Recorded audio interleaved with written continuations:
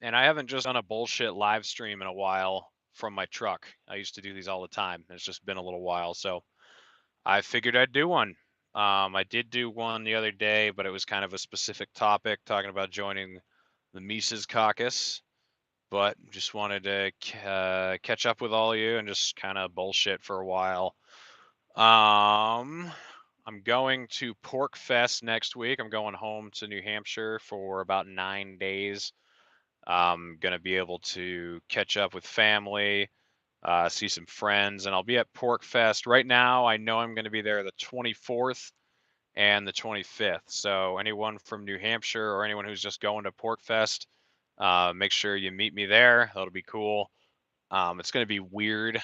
I've got I've got almost 14,000 followers on Twitter now, and 5,000 here on YouTube. A lot of people know who I am now, so it's gonna be weird going to these libertarian events. But I'll get to actually meet uh, Dave Smith, Tom Woods, Pete Quinones, Scott Horton, um, Magnus Panvidya is going to be there. David Fight's going to be there. I already know him in real life, but the only guy that I've really met in real life from the Liberty Movement is Spike Cohen. I haven't actually met anyone else in person really. So going to all these events is going to be cool. I'm going to that event, and then I'm going to Freedom Fest in July, which is in South Dakota at Mount Rushmore, which is kind of oxymoronic. But I've heard there's I don't know. There's going to be libertarians there, but there's also going to be some fucking uh, statists there too, who are just more freedom minded, I guess. But it'll be good. It's going to be a good mixture of people. Dave Smith's going to be there again. I think Justin Amash is going to be there.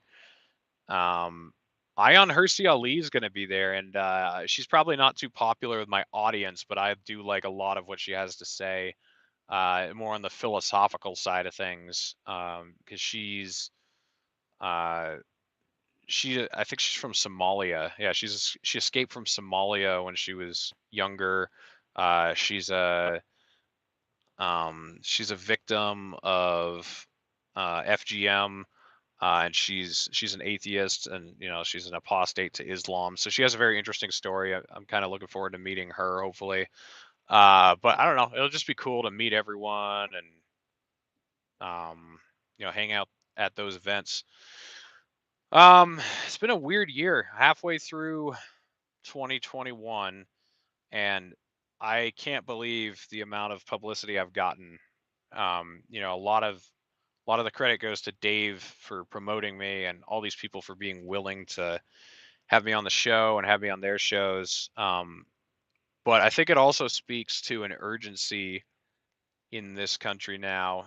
People are looking for something true, looking for something real, looking for something consistent, and they're not getting it anywhere else.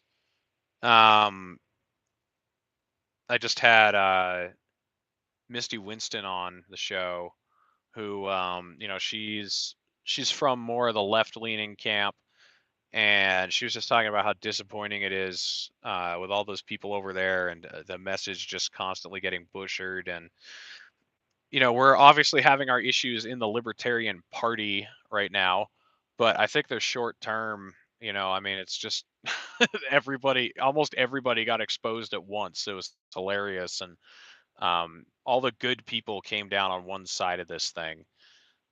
Justin Amash, Spike Cohen, and then obviously like Dave Smith, Karen Ann Harlos, like everybody who matters came down on the right side of this.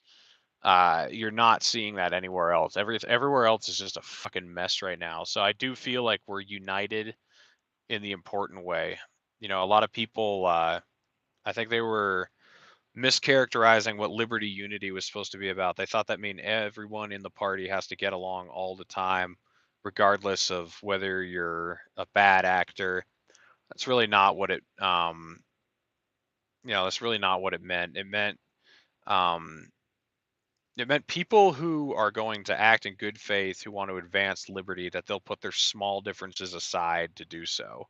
And I think we're seeing that happen. I think it's been a success. Um, man, let's see. Um, Yeah, work's been pretty busy. I went to Bend, Oregon, um, and then I went from there back to Salt Lake City, and then I went out to Elko, Nevada, and now I'm just back at Lake Point, which is right by Salt Lake. Just in a truck stop for the night, and then I'm just gonna go move a crane tomorrow. Then he's setting up a second load after that. Um, and then I'm flying back to New Hampshire tomorrow night at 1:30 in the morning, super early. Um, gonna meet up with, as I said earlier, some family, and then go to Pork Fest. So that'll be cool. Um, yeah, I don't know. I guess I don't have that much to talk about. I was hoping it's pretty late. I was hoping more people would be on, but I guess that's not the case. So yeah, I don't know when I'll be live streaming next. Maybe tomorrow night, but I do have Nick Gillespie coming on the show. Hey, thanks, Chloe. Love your content. Appreciate it. Um, yeah, I'll be having Nick Gillespie on the show on Monday at 4 o'clock p.m. Eastern Standard Time. That's going to be a good one. And then next Thursday is going to be the next Four Horsemen with Scott Horton, myself, Eric Jackman, and Ryan Dawson. So that's going to be pretty cool. And then I'm trying. So Tulsi Gabbard, she's agreed to come on. I'm trying to get a hold of her to nail down a date, and she's very elusive, very hard to get a hold of. I have her phone number, her email, and we're mutuals on Twitter, and but I still can't get a hold of her. I maybe I can publicly. Maybe I'll try it again on locals and just say, "Hey, Tulsi, give me a call or something." But I'm trying to figure out when we're gonna line that up because that's obviously a big thing that I've promised to you guys that she's promised to me too. That is probably the video I'm looking forward to the most. The next Four Horsemen. Well, yeah, that was gonna be cool. I hope we get equal viewership to Dave Smith, but I don't think we will. I think that Dave just has such a big audience that his spread is just wider. Like he can, I mean, whenever he comes on here, everything just blows up. But that video with Dave, the last Four Horsemen, that got almost 11,000 views already. It's my most successful episodes so far.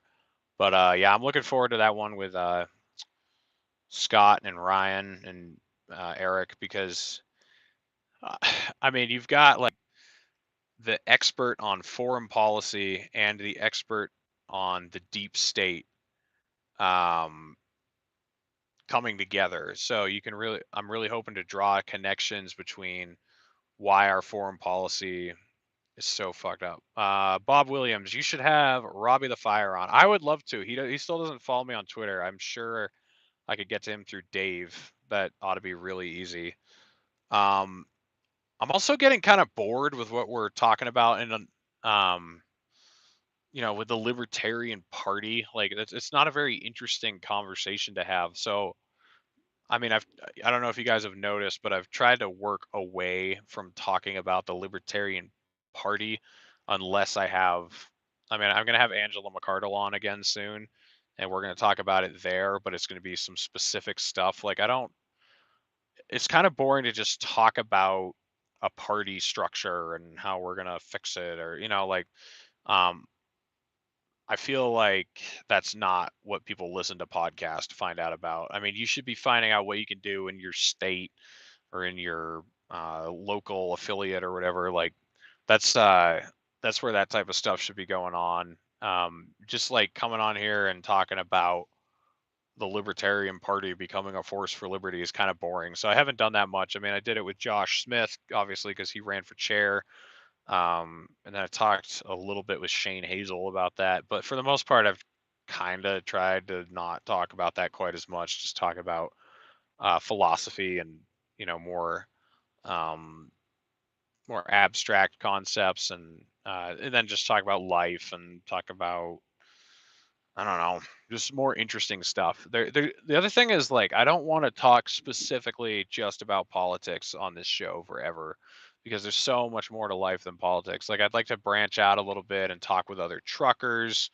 Um, talk about how your life changes when you're out on the road, when you're more independent. I've done a ton of traveling in my days. Um, Not even just for trucking, like I took 2 years off of work and lived out of the back of my Toyota pickup truck and just I went to all 50 states, most of the national parks, did a ton of hiking, a lot of sightseeing, and that really changed my life. I'd like to talk to more people who have done stuff like that. I like talking about religion and faith and God, stuff like that. What's up? Hey, Jose. Jose is on the stream. Let's see. Whoa, we got a bunch of questions now. Would you ever go on Tim Pool? Shout out to him that he had Clint from Liberty Lockdown and Scott Horton on. Yeah, actually, so I haven't talked about this much because I don't know. I don't want to disparage the guy beyond eliminating his fucking podcast. So you guys know Austin Skidmore, Archaic Skids. I've had him on here a few times. Um, I actually deleted one of the videos. So I've told you guys I don't delete videos. I don't in general because I think it's interesting to watch my political evolution. When I started this show, was not an anarchist. I was a minarchist. And, I even thought like trying to abolish all departments was kind of crazy. Like I was of the thought that we should be auditing everything. And then I lived through 2020. And I don't think it's, some people might think I'm disingenuous for going through that switch, but most libertarians who are good libertarians go through that switch anyway. And 2020 just kind of accelerated it. But anyway, at the beginning of the show, you'll notice like I definitely still believe in the Department of Defense and that, the police should be run by the government and, then that we might have to have like some basic environmental protections. And I was fine with national parks and things like that. And 2020 happened and I just realized that the trade-off isn't worth it. Like even if the government is doing something good, it doesn't matter compared to everything it's doing that's so bad. It's kind of like that $600 you get for what? For hundreds of billions of dollars going to overseas governments and corporations. I mean, it's not a worthy trade-off. So but anyway, I did delete the video promoting Austin Skidmore because he just lied to a ton of different people. He lied to me about several different things, but none of the things that he lied to me about actually messed anything up. Like he promised people money, he promised people vehicles, he promised people a ton of different stuff. But one of the things he promised me was that he could get me on Tim Pool, and I didn't even become friends with him because of any of this. Like I became friends with him long before he started making all these promises. And then all these promises started coming out and I was like, "Really? Okay. Oh, wow." And I think everyone was kind of surprised, but he just kept adding the promises on, adding them on. But one of them was that he knew Ian from Tim Pool's show and that he could get me on. So I was supposedly going to go on and I was actually kind of preparing for it. And then we found out a couple weeks ago that everything he was talking about was fake. Um, so short answer, yes, I would go on Tim Pool. Um, and I thought I was going on him actually, but I'm not. You could have people that fit into LP themes, if that makes sense. Sex workers, Cody Wilson, Ross Ulbricht's mom. Yeah, the sex workers. I could probably just find some out here in the truck stop. Go look for some fucking lot lizards. But no, yeah, you're right. I mean, I tried to get Mike Rowe on because I kind of think he fits into that category. Like he is very friendly toward libertarian ideas, self-sufficiency, hard work, taking care of yourself, community. He's against um he's against free college and government handouts, things like that. He really believes in the individual. So he would have been a great guy. And I'm a truck driver and I've been a blue collar worker my whole life. So that would have been a great interview. I'm still gonna try for that one. But I got in touch with his media organizer or whatever, and the guy watched my trailer on here, and that's the one that has Scott Horton and Kerry Wedler and all these people in it talking crazy libertarian, anarchist, anti-war stuff. And he was like, "Ah, no, you're too political. He's not going to want to come on." I'm like, "Well, if he comes on here, I'm not going to talk to him about the CIA or funding terrorists and um in Syria or something." Like I'd talk to him about the skills gap and about how college is getting more expensive because tons of people are going who don't need degrees, who could make plenty of money just coming out of high school, all that. And I don't know, but we'll see. I'm gonna try him again, but I agree with you. Like we can get people who aren't libertarians but are libertarian friendly with their ideas. Love that suggestion from Bob Williams. Yeah, I agree. Good suggestion. Dude, let me talk to my buddy Joe, and I'll get you on Joe Rogan. Fuck you, Jose. Oh man. By the way, guys, not that you should trust me after who I've already told you to follow and turned out to be schmucks, but Jose Galison, I've had him on here, I think twice now. Been on his show a couple times. He's great. No Way Jose. You can find him on Twitter and YouTube. Go check him out. I kind of made the same transition as well, man. I used to be a night watchman, small government guy. I also was a huge Rand Paul supporter, but now I would consider myself an ANCAP. Yeah, dude, it wasn't a hard switch, especially this last year. Like, I mean, I feel like it's just the logical conclusion anyway, because once you start saying that the government doesn't have a right to lock me in my house, then you're like, but wait, why do they have a right to take taxes from my paycheck to pay for the military? Why do they have a right to do that? Okay, why do they have a right to, like do anything they do? You you start thinking like, wait, if I just draw an imaginary line somewhere in the sand, what authority do I have on that opinion? Like, why? I mean, it's like Republicans with a minimum wage. They're fine with a $10 minimum wage, but they're not fine with a $15 an hour minimum wage. Like, okay, why? Why is 10 okay but 15 is too much?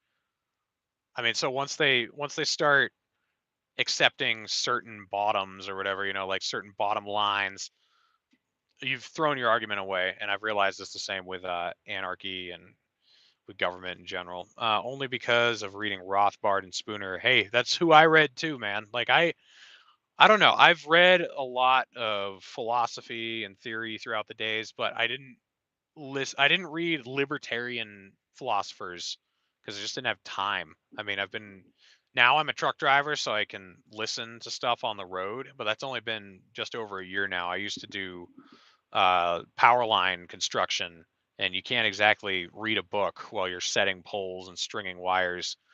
Um, so I didn't have time to sit down and read Man, Economy, and State.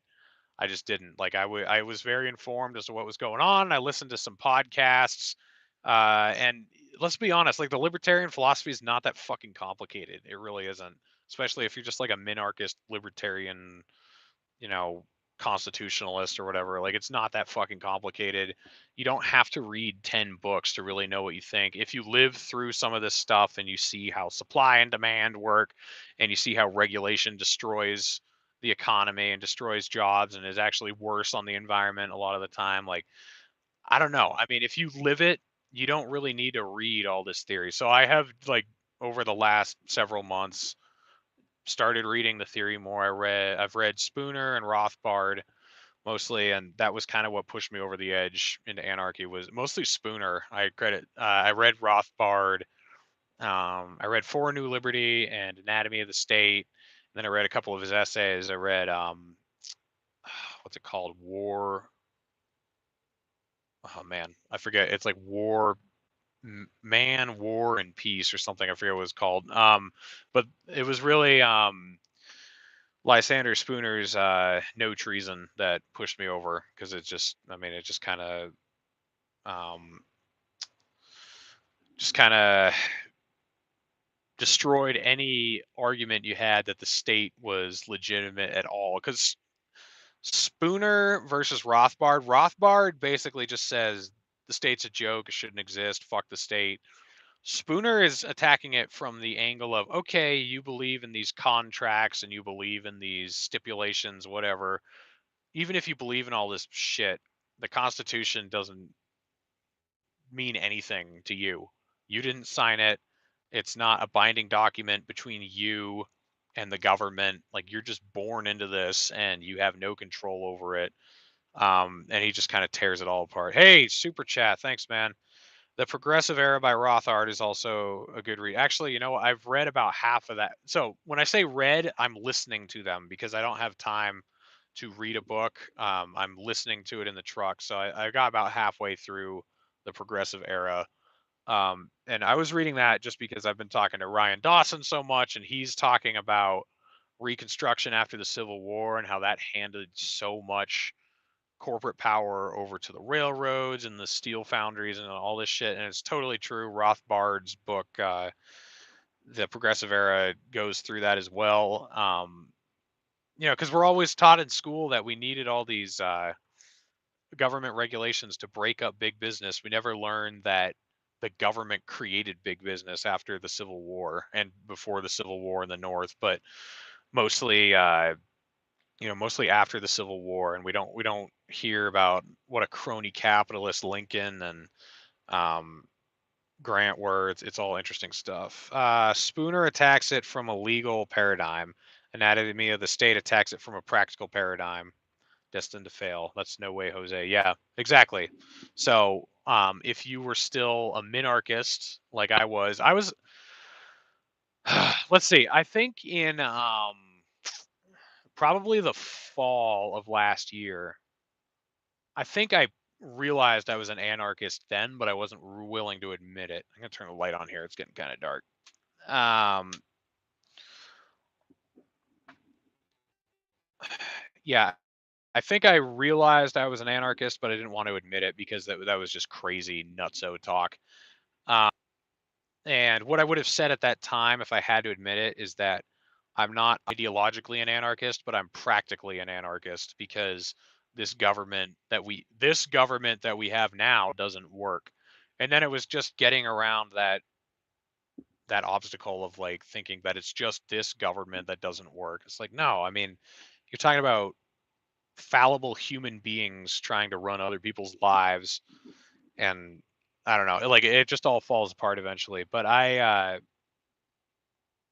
think around last fall I first started feeling that way, and then there was that bill that passed right before Christmas. I always use that as a breaking point. It was like I think what 57 Republicans, no, 46 Republicans, one independent, and two Democrats out of 538 people voted against it. And it was absolutely ridiculous. And after that, I was just like, fuck this. And then the insurrection thing happened in January. And then the response to that, talking about how we need all these anti domestic terror laws. I was just like, fuck this government stuff. And then then I actually started getting interesting people on my show because Dave Smith elevated me at that point. So then I actually had some publicity. And so then I had, like Magnus Panvidya, I think was the first anarchist who I talked anarchy with on my show. And then I had Kerry Wedler on a couple times. And then Dave Smith is also an anarchist. We talked a little bit about it. I had him on a couple times. Spike Cohen's also an anarchist, had him on. And then I was just like, what, fuck it. Yeah, I'm not I'm not into this government stuff anymore. I can't logically rectify it. Um, so yeah. Um, Magnus is awesome. Been on with him before. Awesome on theory. Yeah, Magnus, he let's just say he doesn't work 60 hours a week. So, it's easy to be good on theory. I love Magnus, but sometimes I wish I don't know. Like it's hard to be a working person and get in a lot of theory. And when you're driving down the road and you're trying to stay awake, like if you've had a long day, listening to Man, Economy, and State is pretty rough. And I think I've listened to about 2 hours of it. And the last time I was listening to it, I got in about 30 minutes and then I spaced out. And then after I think like 15 minutes went by and I didn't even realize I'd spaced out. And I was like, oh shit, I don't remember any of this. Hey, another super chat from Marshall. Hey, send the super chats, guys. I love them. I think it goes without saying, but I'm sure Ryan on the Four Horsemen will have a lot to say about the ousting of Netanyahu from the current Israeli government. Yes, he just did an episode on it on his show. So I don't know if you guys. Okay, so just in case a Fed is watching, Reina Kawa is definitely not Ryan Dawson, and you definitely shouldn't go subscribe to that channel to see live videos that he does. Um, so you guys can read between the lines on that. But yeah, the videos stream live on YouTube, and then he self ovens them because you know you know what happens to him if he leaves videos up, and then you can watch on ANC Report afterward. But he's been doing a lot of episodes lately. I've been able to catch the last several of them live because I wasn't doing my own uh, live streams. Let's see, we got more comments here. Amen. I'm a grad student and I barely do enough of my own academic reading. I'm looking forward to it. Yeah, man, that's going to be good. I feel you, dude. I get like halfway through Man, Economy, and State and couldn't do it. Dude, it sucks. I mean, the other thing, a lot of it is kind of like, yeah, no shit. Like it's going on and on and on and on forever about pretty obvious shit. And then the stuff that isn't obvious is also super boring and I don't know. It's a rough read. I'll get through it eventually, but I sort of gave up on it. I'm also trying to read Scott Horton's book, Enough Already: Time to End the War on Terror. That's the one I'm working on right now. I just do my best to squeeze it in when I can and try to focus on stuff I actually am interested in. Yeah, I hear you, Jose. Um,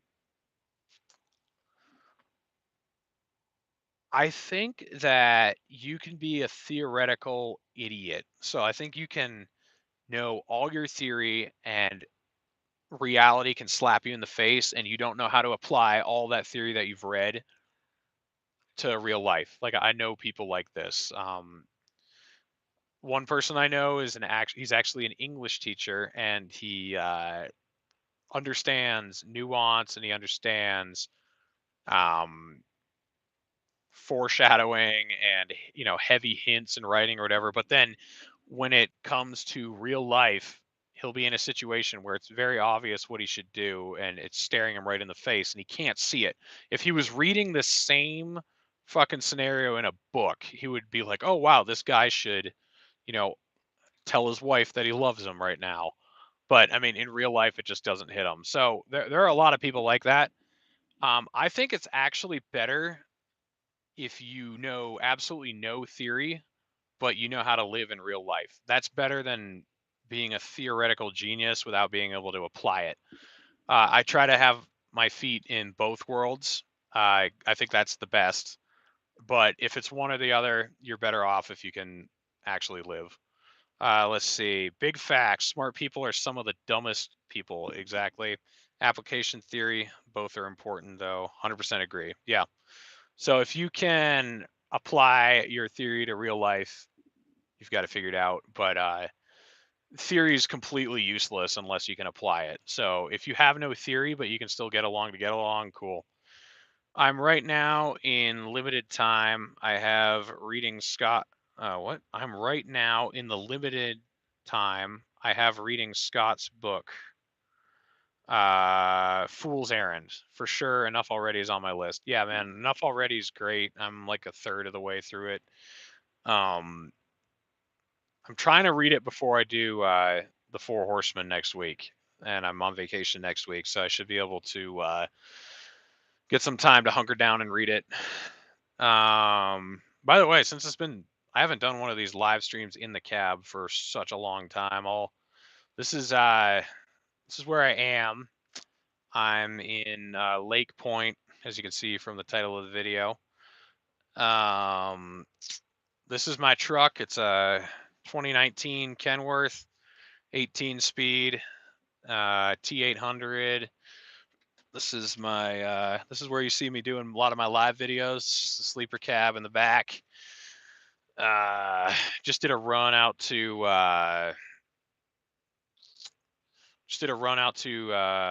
Nevada, and just didn't make it all the way back to Salt Lake. Let's see, what do we got here? Fool's Errand is my favorite audiobook. Second favorite is Alongside Night, which is a libertarian fiction book, like a less crappy Ayn Rand book. Um, yeah, Fool's Errand. That one's already in audio form. I had to get that one. I could listen to that one tomorrow. 11-hour day on the road. You could probably squeeze it in. But he doesn't have the audio version of Enough already yet. Um, so I'm gonna try to read that all the way through before we get to the next Four Horsemen video.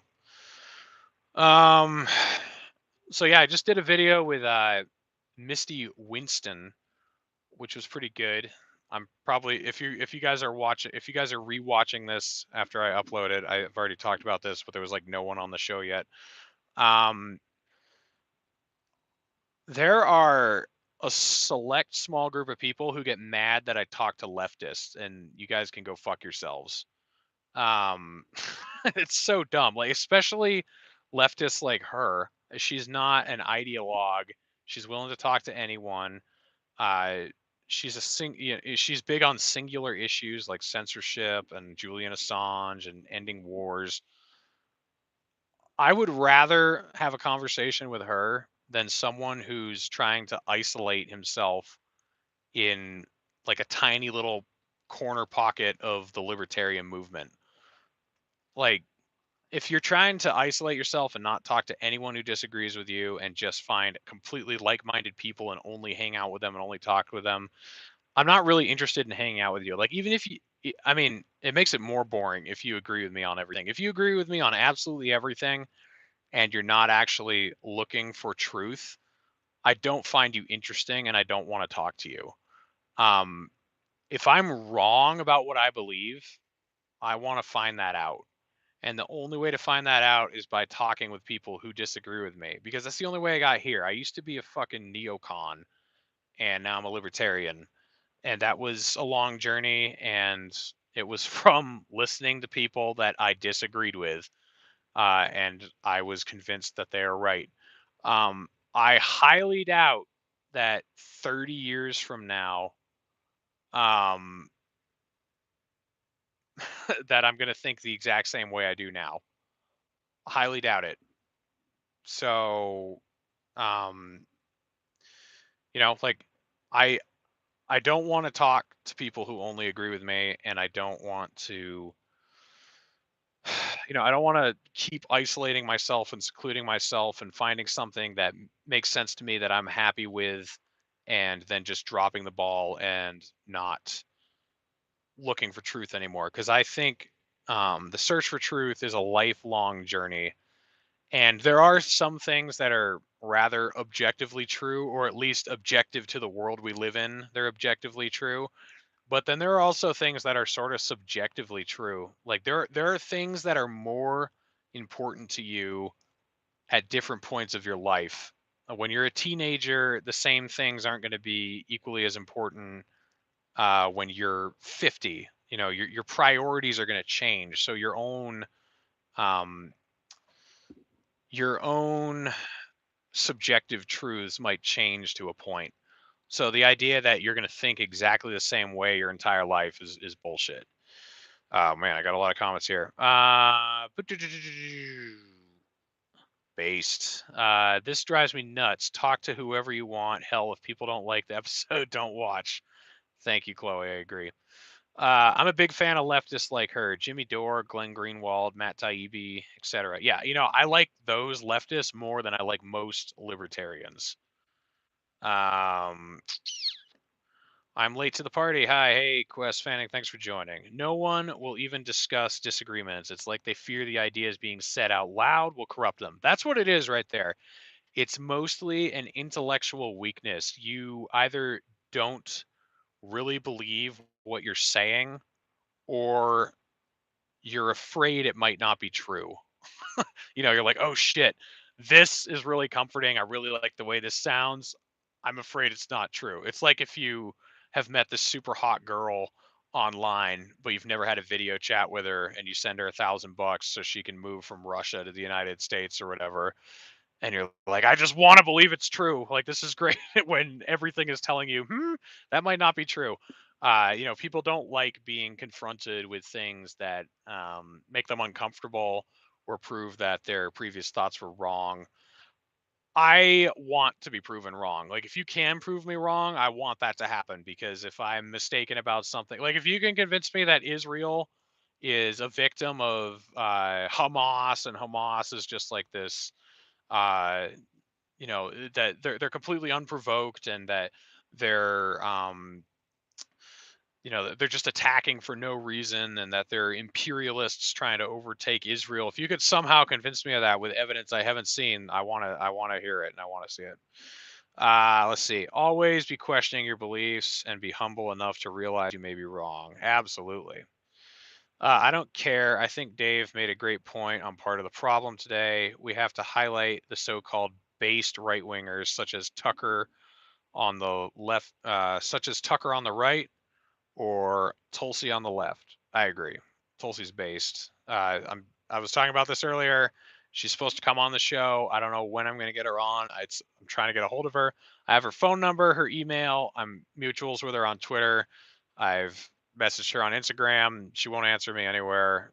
That's not just me, though. Everyone has trouble getting a hold of her. So I've got to figure out what I'm going to do about that. But she will be on at some point. Still working on that. Wow, we got a super chat from Jose. Always be questioning your beliefs and be humble enough to realize you may be wrong. Absolutely, brother. Let's see. Trust me, there is a lot I disagree with both Tucker and Tulsi on, but I can put that aside as long as we agree on the core issues. I agree. Something else is like being based is really important. Like if you're honest, even if I really disagree with you on a core issue, I'm not going to work with you on that issue, but I'm going to want to have a conversation with you about it. Like, if you are pro war, but I really believe you're pro war and you have a convincing argument, like, I want to hear it.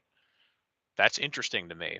If you're a charlatan who's just spouting off platitudes, um, I'm not interested in what you have to say. Especially, I mean, there's so many fucking libertarian thoughts out there just posting like, "End the Fed, the government is bad."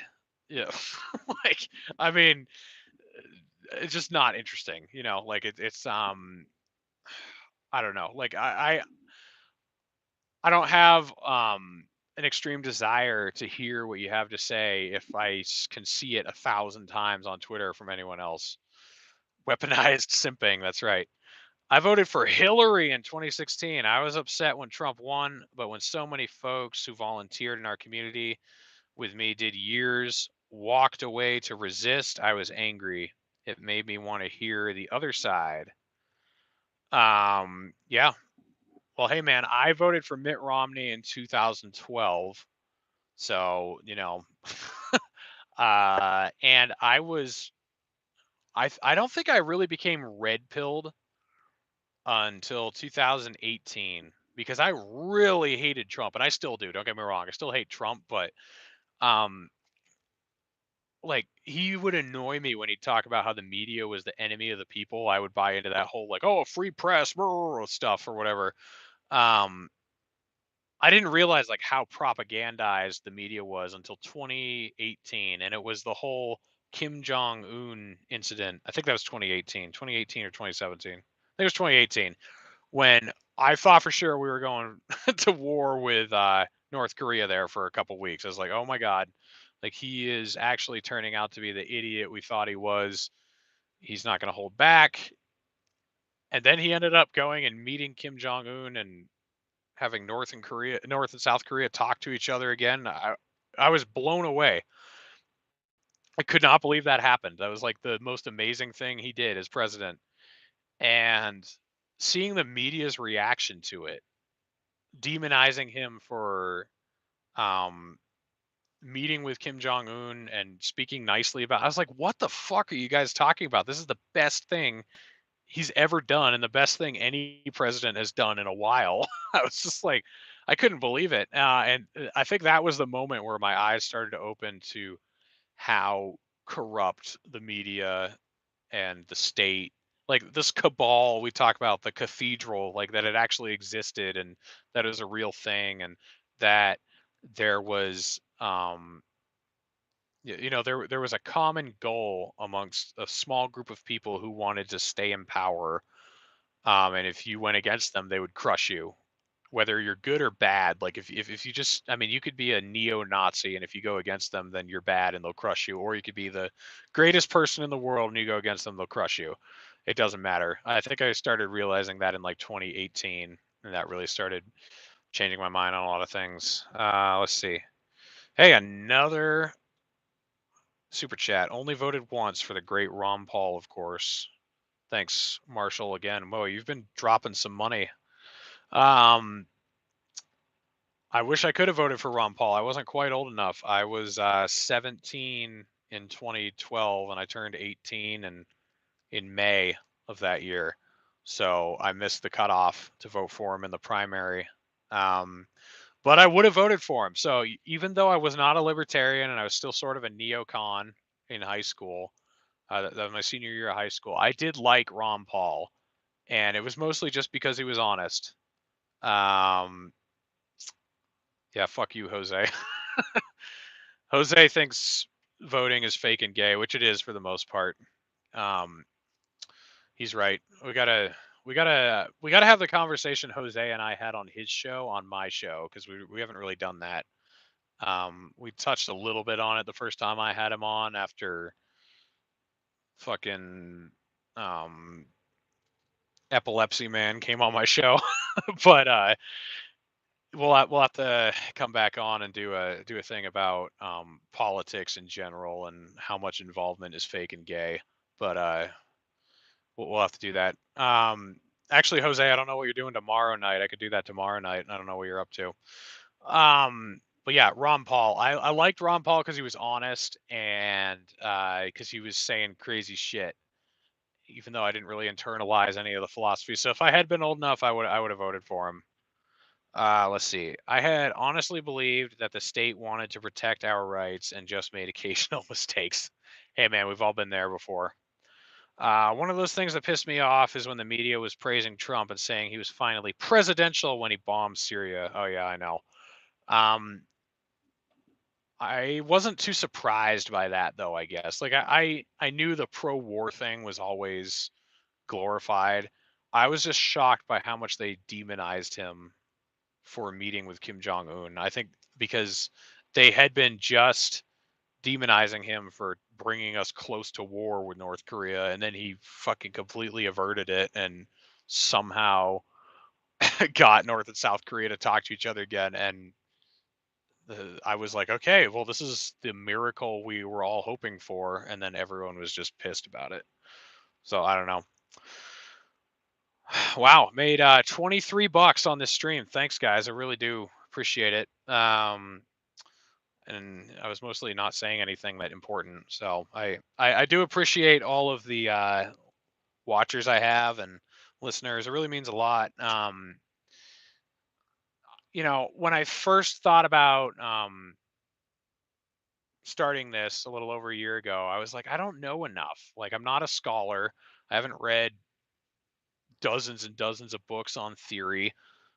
So I shouldn't do this. And then I started looking around and I looked at everyone else who was already doing shows. And I was like, oh, okay, well, maybe I should do something. The bar is pretty low. But I'm working on it. I'm trying to have a constant intake of information. I was just talking with Misty after the stream we just did. There's been a lot of just trying to get high profile people on lately, because that's how you grow your audience. Like getting Nick Gillespie, getting Peter Schiff, getting Tulsi Gabbard. Like those are just things that'll draw attention to me and grow my audience. But I'm getting to the point where I actually have a sizable audience. So I want to start doing some deep dives on things. So I'm going to have Misty back on just to talk about Julian Assange, just for an hour or 2 hours. I've been talking to Ryan. I'm going to get him on here to just talk about the state of Israel, how it was implemented, talk about the evolution of Zionism, talk about the USS Liberty, talk about the Six-Day War, just kind of lay it all out, just to be informative. I've done a couple videos like that with Scott Horton already, but they just didn't get a lot of views because people are looking for the pizzazz. But now I'm actually getting a hardcore following who watches all my videos. I just did a solo rant the other day and it got over 1,000 views. That's the first solo rant I've ever done that's got over 1,000. Usually I have to have somebody interesting on, but that was pretty cool. So finally getting there, and I really do appreciate it from all you guys. Um, just a truck driver trying to save the world, or at least save a few individuals in it. But I'm gonna tap out. I gotta go get something to eat before the diner closes here. Um, but I'll catch you guys. I don't know, maybe tomorrow. We'll see. But I'll certainly see you on Monday with Nick Gillespie, if not before then. So yeah, take care of each other. Take care of yourselves.